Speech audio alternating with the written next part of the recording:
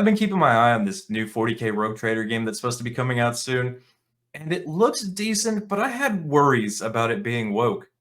But it looks like the devs said, screw off, we're helping the gatekeepers keep this the way it's supposed to be. And I couldn't be any happier. But I'm going to go through this article because it's cringe and outright fucking lies, but that's the media today. But before we get into it, guys, make sure you smash that like button, make sure you subscribe. And of course, I want to hear your thoughts in the comments section and share this video out. So let's get into it. Warhammer 40K Rogue Trader devs would love to have more LGBT romance options, but won't. Right out of the gate, there's a lie. I have a feeling I'm going to have to just say that's bullshit and move on. I suspect there's a lot of this. Owlcat Games is intent on making the most immersive simulation of the life in the 41st millennium. Rogue Trader lives on the edge of the Imperium, skirting Imperial laws thanks to warrants of trade they carry in their cathedral-esque spacecraft. Well, they don't skirt the law. That kind of is... Okay, moving on. Let's give it some of the lore. They're the perfect protagonist for a CRPG, seeing as they are usually more regular human than galactic super soldier. Are joined by a cast of weirdos from across the universe and abide by their own wavering morality more than the sense of loyalty to the God Emperor of mankind. That's not quite how that works, though. It's like they don't know what they're talking about, and they just say, oh, Rogue Trader, he must not do what they're supposed to. That's not how that works at all. Owlcat, however, wants to put a leash on the freedom to protect the lore and direct players to engage with the Warhammer 40K Rogue Trader narrative on a more substantive level. Whether this is limiting the clothes that your character can wear, as they explained in our previous interview, or weapons each character can use, the restrictions offer as much of an opportunity for role-playing as freedom of the choice laid out in front of you. This also means that romance options are limited, much to the chagrin of the alpha and beta players. What? Okay. Magos Explorator Pascal, Hanuman, and Sister Argenta of the Adeptus Sororitas, Space Nuns, among others, are not romanceable. I mean, looking back on the lore... Okay, so if he's a Magos, he's probably more machine than man. You can't... Ignoring the thoughts, you can't romance a fucking machine. Right? They have replaced the human needs with robotic needs to further perfect their bodies, let's say. And the Battle Nuns, I mean, we call them Battle Nuns. What the fuck do you expect out of that? I mean, granted, you know, you should be able to romance whoever in a fucking game, but that shouldn't be the only thing you're playing the game for. Just go watch a nudie or something. Just go watch some prawn or something. The restrictions of the latter of the two particularly bothers players populating online forums, as most people are interested in shacking up with a sexy warrior nun than a weird half-robot dude who speaks to his rifles. Who'd have thunk it? So, as I just said a couple seconds ago, he's more machine than man, and is given... Essentially, they give up their human form to replace it with machines to better perfect humans. And it's a battle nun. I mean, if we're going back to old lore, they were called the Brides of the Emperor. And I would suspect that some of that carries over because they are religious zealots. They're not just going to go screw somebody who... Oh, okay, moving on. I'm done. Implementing the romances with the companions was the challenge of itself. We need to respect the lore and the restrictions that there are in the lore. And on the other hand, we wanted to make it exciting for the player. Again, it comes back to the lore, but it's also about being true to the character Owlcat has created. Sometimes it was for lore reasons. Sometimes it was for character consistency. For example, Sensual Abelard, there are some things in the character's background in his relationship with your predecessor and in his relationship with his dead wife because he's a widower, that it just didn't feel right to implement romance because it would go against the narrative. It wouldn't be true to his character. Okay, going half political here for a second. This is a perfect example of modern day politics and the disrespect for marriage that they're pissed off. They want lack of it. They're pissed off that it's there. I mean, props to the dude. I mean, props to the character and the dev team for saying no. Like, this dude is upset he lost his fucking wife. He's not just gonna go around fucking everybody. Rounds of fucking applaud. However, when I mentioned that gay men or players role-playing a gay male inquisitor are disappointed that there is only one unpalatable romance option available to them, the only possibility is an alien terrorist who you may not even recruit. The mood in the Discord call gets immediately frosty. Straight players, male or female, already have at least 3 options, with lesbian players suffer a similar issue to the gay men with just one bisexual character to romance. That actually sounds pretty accurate. Hey, you're out in the middle of space and you're not attracted to dudes, and you're a dude. That sucks to suck. At least she's not a terrorist. No sooner have I asked whether Owlcat would implement more alphabet romances into the full game, executive producer Anatoly Shestov jumps in, audibly defensive, as if to shut down any perceived accusation of it's homophobia from Rogue Trader's gay fans. It's not homophobia. Like, the option's there. You're just not happy with your fucking option, so you're bitching about it. You want someone to change their game to fit your fucking moral standards. If it doesn't, then don't fucking play it. What is it? If you don't like it, don't play it. If you don't like it, don't buy it. Fuck off.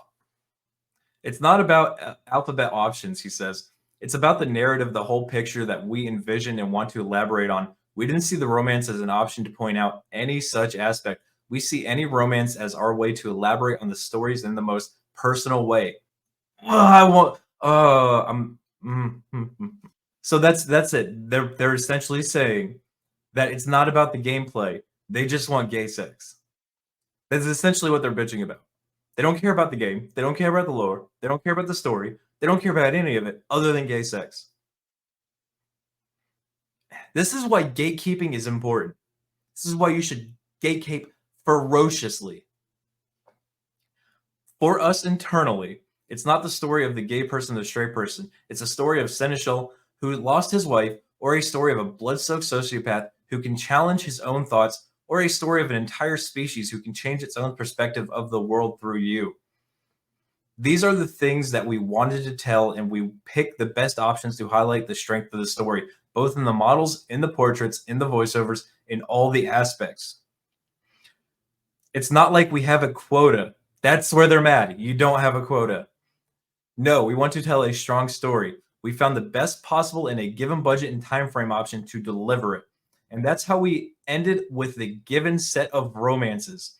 Of course, any person of the team would love to have tens of additional romances, but at the same time, any person on the team would love to have, for example, additional companions, like Kroot. Everyone wants to have Kroot mercenary. So, lore-wise, I love the Kroot. They're fucking insane, right? So what they do is they eat the bodies of their dead enemy and gain their genetic material and reintegrate it into their body so they get all the perks. They're fucking hilarious. Tabletop, they fucking suck. Anyway, going on with the story. Shestov goes on to explain the process of game development and the budget and salary constraints all contribute to cutting content. Owlcat prioritized the most immersive features, so naval combat in outer space, a very impressive system to have built from scratch, made the cut instead of more romances. Okay, so all I'm hearing is we're getting good fucking gameplay. And fuck the nonsense, fuck the alphabet quotas, fuck all that shit. The more I'm reading this article, the more I want to get this fucking game. I can't help but feel he's missing the point, though. Players have no problems with the fact that party members have their set sexualities. If anything, it makes more sense to keep them true to the characters. Players take umbrage with the fact that there are already limited options. There are even further limited if you're role-playing as a gay rogue trader. That's it. They're mad because they have imposed a quota on this company, on every company. Let's be realistic. And this dev team said, yes, screw that. No, we're going to make a good game. The we see past sexuality line doesn't hold up when the straight players are afforded the luxury to pick and choose who they romance and gay players are not. I don't care. Good. Deal with it. When IRL Warhammer communities are so dominated by straight men, there it is. They're mad that straight people exist. It would have been refreshing for Alphabet players to see themselves better represented in the 40K universe in a game that promises to offer more role-playing opportunities than any Games Workshop affiliated title to date. So they're mad that they are represented. They're mad that they don't overrepresent on a community that, for all intents and purposes, is really below 1%. Congratulations, you're actually overrepresented in the game, you fucking weirdo. As it stands, it feels like they've been overlooked and the developers are offering a blanket "we didn't have enough money for lesbians" statement that seems to willfully misunderstand the issue. Owlcat implemented the romance, so it could have implemented more Alphabet options by simply balancing the number of straight and Alphabet party members to better reflect the post-gender society that they don't inhabit. Oh, okay, hold on. This isn't a post-gender society. There is nothing post-gender about the society or anything in 40K lore. I don't even know where that comes from. That's essentially completely fucking made up. This is non-existent. This weird shit is non-existent in 40K. It doesn't exist. Okay. It also seems a little hypocritical to say the romances must be driven by characters' needs and befit their own personal stories, but also that these aren't stories of gay characters or straight characters. A Drukhari terrorist can be gay as much as a straight seneschal might not be ready for a relationship due to his grief. No, that's not how that works. I know you're brainwashing people to believe it and having to work on kids because you can't have your own because you're gay, because that's how anything works, any species. If you're gay, you don't procreate, you don't spread that gene. And if you're born that way, that means you're a genetic anomaly. And those tend to work themselves out of any species. Character sexualities are a part of them, and so long as romance is part of Warhammer 40K Rogue Trader, their sexualities are important and worthy of discussion. After all, love is much of part of the life of the first millennia as war. I mean, not really, but yes. Procreation is more important than love in the 40K universe. Like, don't forget the armies consist of billions of people taken from multiple planets, sent along their way until they die.